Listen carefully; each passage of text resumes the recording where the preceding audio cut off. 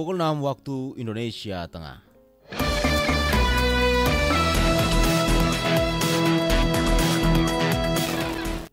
Dari Jalan LTRI Atambua, Radio Republik Indonesia menyampaikan Warta Berita.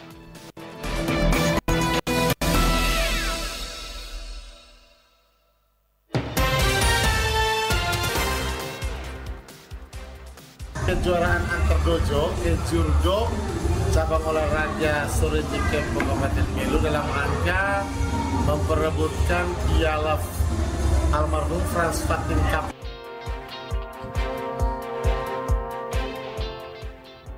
Ketersediaan terutama berkaitan dengan sembako, 9 bahan pokok itu menjelang Hari Raya Idul Fitri itu yang kita upayakan. Dan di Belu sendiri pengendalian harga kita hanya lakukan lewat operasi pasar. Warta Berita selengkapnya edisi Rabu 5 Maret 2025 bersama saya, Epi Mau. Masjid Besar Hidayatullah Atambua, Kabupaten Belu kembali menggelar program berbagi makanan buka puasa selama bulan Ramadan dengan jumlah 150.000 hingga 200 porsi per hari. Laporan selengkapnya Arda Fahik.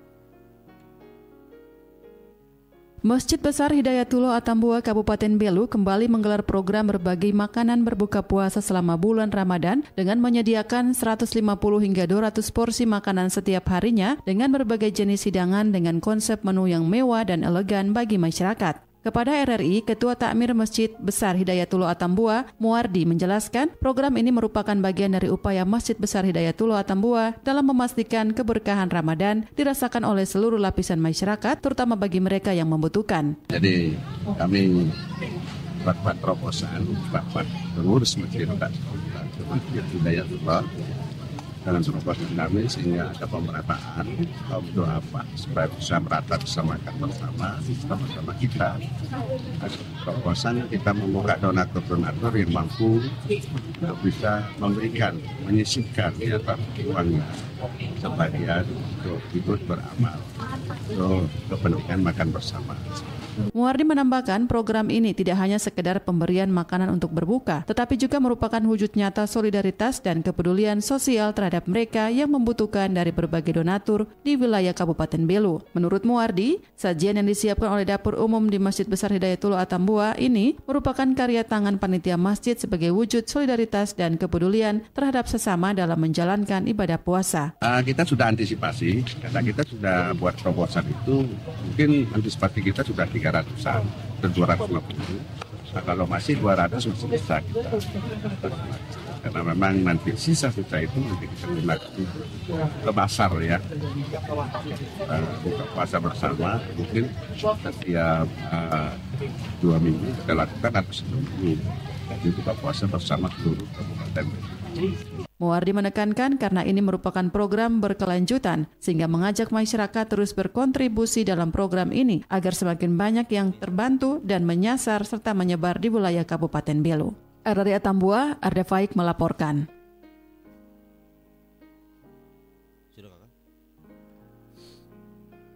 Memasuki bulan suci Ramadan 1446 Hijriah 2025 Masehi, bahan kebutuhan pokok di Pasar Baru Atambua mulai mengalami kenaikan harga.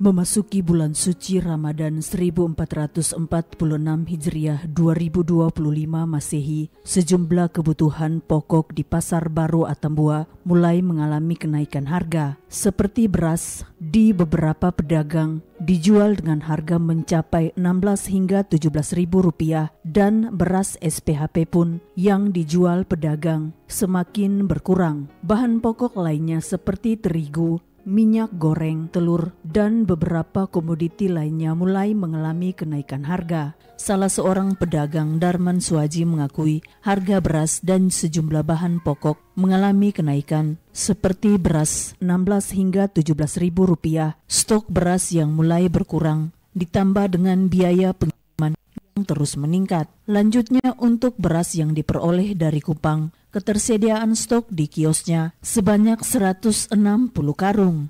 Ditambahkan untuk minyak goreng, terigu, dan telur mengalami kenaikan harga karena juga diperoleh dari Kota Kupang. Itu beras Sulawesi semua bahan sembako naik semua.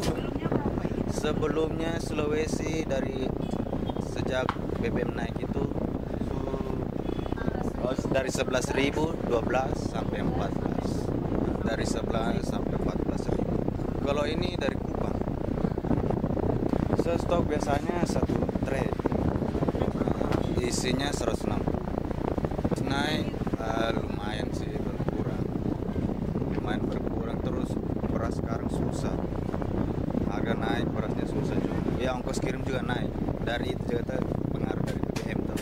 Menanggapi naiknya harga sejumlah bahan pokok, Kepala Dinas Perindustrian dan Perdagangan Kabupaten Belu, Franciscus Asten mengatakan, menjelang perayaan Idul Fitri, pengawasan kembali akan dilakukan sehingga tidak ada permainan harga di tingkat distributor hingga pedagang. Dikatakan untuk operasi pasar dengan situasi saat ini, jika masih mengalami kenaikan harga signifikan, akan dilakukan operasi pasar. Ketersediaan terutama berkaitan dengan sembako, 9 bahan pokok itu menjelang Hari Raya Idul Fitri itu yang kita upayakan, dan di Belu sendiri pengendalian harga kita hanya lakukan lewat operasi pasar. Ya, lonjakan harga itu bisa ditekan. Selain itu kita lakukan pengawasan terhadap ini harga. Pengendalian harga kita hanya lakukan lewat operasi pasar. Ya, lakukan pengawasan sekaligus pengendalian terhadap harga yang terjadi di pasar. Nah, ketika ada lonjakan harga yang tidak sesuai, artinya dia secara fantastis, mungkin kita bisa melihat. Pantauan RRI tidak saja sembako yang mengalami kenaikan harga, tetapi cabai, tomat, bawang juga mulai mengalami kenaikan harga. RRI Atambua, Febi Leolede melaporkan.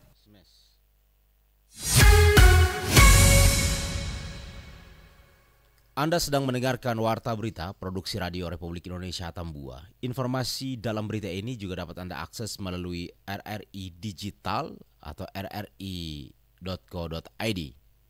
Kita beralih ke informasi perakiraan cuaca yang kami lansir dari bmkg.go.id yang berlaku hari ini mulai pukul 7 pagi sampai dengan besok pukul 7 pagi pula. Untuk daratan timur dan alor, cakupan siaran kami di pagi ini kita berawal dari ibu kota provinsi dan Kabupaten Kupang yang diperkirakan berawan, namun kemungkinan besar akan cerah di siang hari. Kemudian ini berlanjut kembali berawan di sore hingga dini hari besok. Untuk wilayah Timur Tengah Selatan dan Timur Tengah Utara, perakiraan BMKG untuk 5 Maret, kabut atau asap di pagi bahkan berlanjut sampai dini hari untuk wilayah Timur Tengah Selatan. Untuk Timur Tengah Utara akan berawan sepanjang hari sampai dengan dini hari. Begitu juga untuk wilayah Kabupaten Belu yang diperkirakan akan berawan di pagi hari. Namun kemungkinan besar di siang akan hujan dengan intensitas ringan dan kembali berawan pada dini hari besok. Wilayah lain, Kabupaten Alor di hari ini, tepatnya di tanggal 5 Maret, ini diperkirakan akan hujan dengan intensitas ringan di wilayah Alor. Dan kemudian untuk Kabupaten Melaka yang diperkirakan berawan sepanjang hari ini.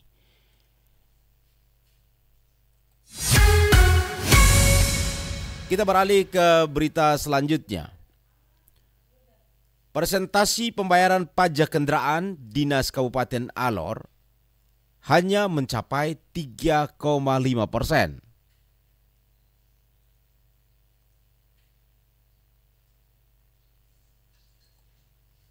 Persentase kepatuhan membayar pajak kendaraan dinas atau kendaraan berplat merah di Kabupaten Alor hanya mencapai 35% pada tahun 2024, di mana sebanyak 1.593 kendaraan plat merah yang tercatat oleh Samsat Kabupaten Alor, hanya 591 kendaraan yang telah menyelesaikan pajaknya per tahun 2024. Kepala UPTD Pendapatan Wilayah Kabupaten Alor, Cornelius Adu, menyampaikan angka ini terus diperjuangkan oleh Samsat Kabupaten Alor untuk terus ditekan, tidak tidak hanya untuk kendaraan dinas namun juga bagi kendaraan jenis lainnya. Kalau omong tentang kepatuhan, memang ini semacam satu perjuangan berat yang sementara ini kami lakukan. Kegiatan operasi tiban pajak yang dilakukan oleh Samsat Alor yang melibatkan pihak Satlantas, Jasara Harja, Dinas Pendapatan Daerah Kabupaten Alor terhadap kendaraan-kendaraan bermotor yang dikhususkan penertiban itu terhadap kendaraan plat merah. Dalam hal ini kendaraan dinas ya, plat merah. Oleh karena hasil evaluasi kami berdasarkan data yang ada pada sistem kami itu dari 1.593 kendaraan plat merah yang tercatat itu hanya 591 saja yang datang membayar, 35%. Lebih lanjut, ia mengatakan sejumlah upaya telah dilakukan untuk mengatasi ketidaktaatan pajak bagi kendaraan dinas. Di antaranya berkoordinasi dengan Badan Pendapatan dan Aset Kabupaten Alor untuk menghimbau para pejabat maupun pegawai pengguna kendaraan dinas agar segera menyelesaikan pembayaran pajak. Sudah beberapa hal yang kami lakukan, antara lain kami berkoordinasi dengan Badan Aset Kabupaten Alor yang menangani semua kendaraan-kendaraan dinas itu agar memberikan himbauan kepada pemilik-pemilik atau pengguna kendaraan dinas untuk taat membayar pajak. Tidak hanya itu, pihaknya juga menemui masalah lain terkait penggunaan kendaraan dinas di Kabupaten Alor, di mana distribusi kendaraan dinas belum ditata dengan baik. Terdapat sejumlah pejabat atau pegawai pemerintahan yang tidak lagi berhak untuk menggunakan fasilitas tersebut hingga saat ini masih menggunakan. Sehingga pihaknya juga telah berkoordinasi dengan Badan Pendapatan dan Aset Daerah Kabupaten Alor untuk segera menertibkan Badan Pendapatan dan Aset Daerah Kabupaten Alor untuk segera menertibkan penggunaan kendaraan dinas. Kontributor RRI Alor Dian Salmai melaporkan. Kempo Belu selenggarakan kejuaraan Kempo memperebutkan Piala Frans Fatin almarhum ketiga 2025. Laporan selengkapnya reporter Ferdi Asi.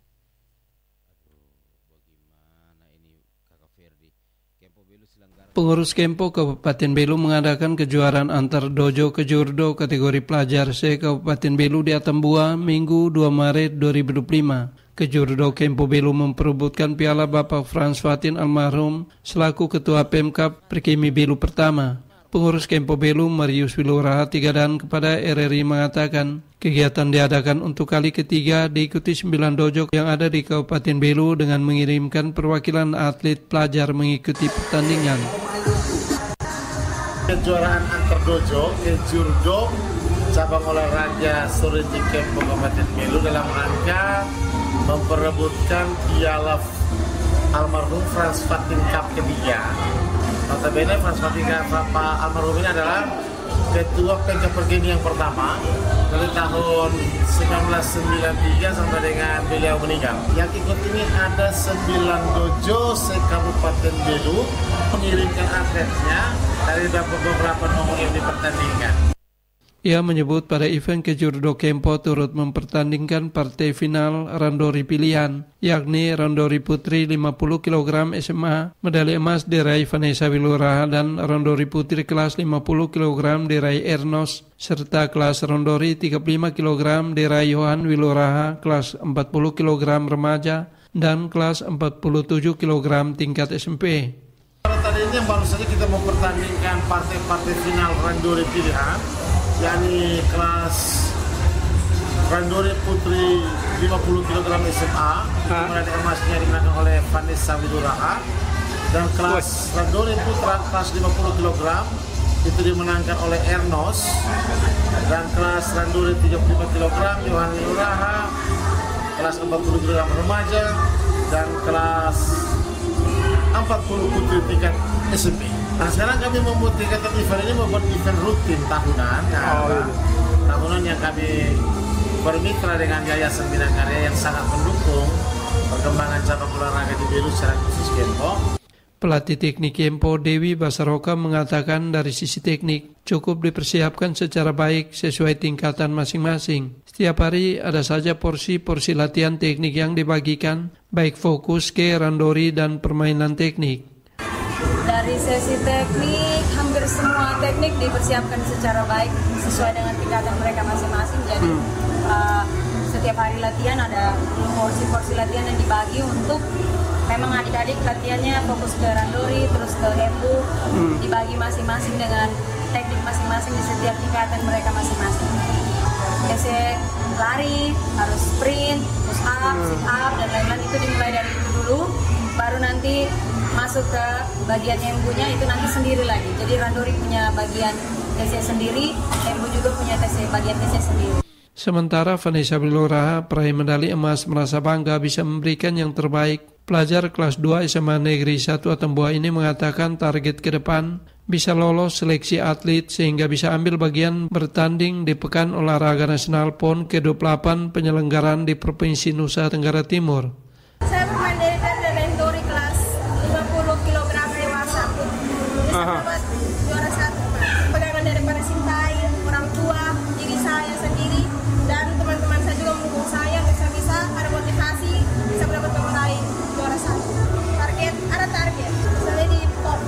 Terdapat 28 nomor dipertandingkan pada Kejurdo Kempo kategori pelajar SD hingga SMA memperebutkan piala almarhum Frans Fatin ketiga 2025. Nomor permainan teknik dan perkelahian bebas randori memperebutkan 247 medali emas, perak, dan perunggu.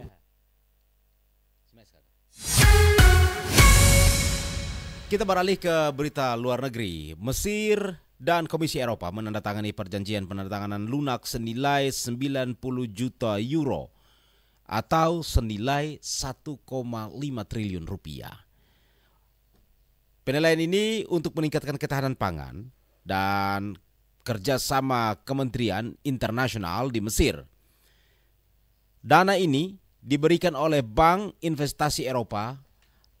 Dan melansir dari CNA, dana ini bertujuan untuk memperbaiki infrastruktur, penyimpanan, dan logistik biji-bijian guna memastikan pasokan pangan yang lebih stabil. Inisiatif ini merupakan bagian dari proyek ketahanan pangan yang juga mendapat dukungan dari Uni Eropa dan Bank Dunia.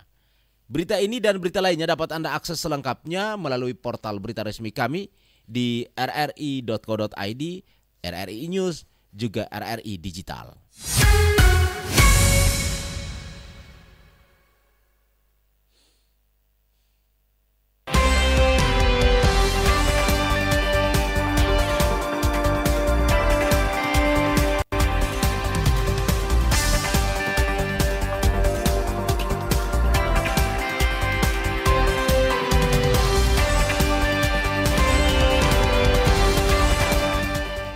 Demikian seluruh rangkaian warta berita kami pagi ini. Sebelum berpisah kami kembali sampaikan berita utama.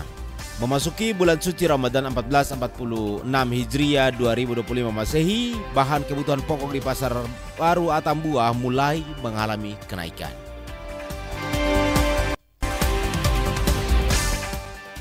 Sorinji Kempo Belu selenggarakan Kejurdo memperebutkan piala Frans Fatin ketiga tahun 2025.